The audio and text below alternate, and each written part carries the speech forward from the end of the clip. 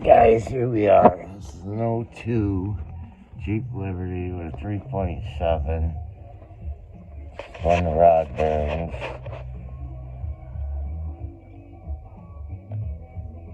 This one here messed up the crank. So, I have another crank. Thinking we're just going to change the crank in it. I mean, they say you're not supposed to be able to pull the oil pans out of these things, but in the case on this one, I loosened up the frame bolts over here. I lifted the motor mount bolts. They slide right up out of their spot. And then, I mean, I guess it's personal preference if you want to undo the transmission lines or not. I've done a couple of these oil pans.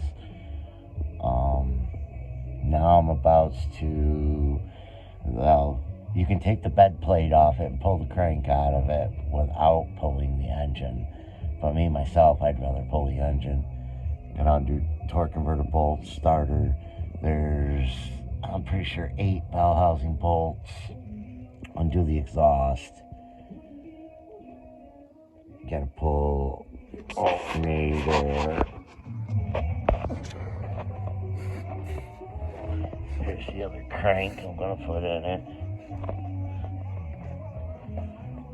Yeah. There's rod bearings, that cap's wasted. See the rod bearings. The rest of them are all in pretty bad shape. Gotta pull the alternator.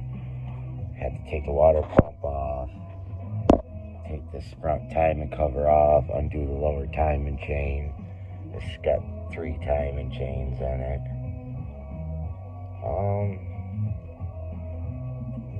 But today's the day I'm gonna change the bearings, and sure enough, number one, the crank's hurt on it, so it's not even worth doing anything with. I'm gonna change the crank out on it. So tomorrow we're gonna pull the engine out of it. Make a little video tomorrow. A little bit of an update on it. Alright guys, have a good night. More videos to come. Please like, subscribe.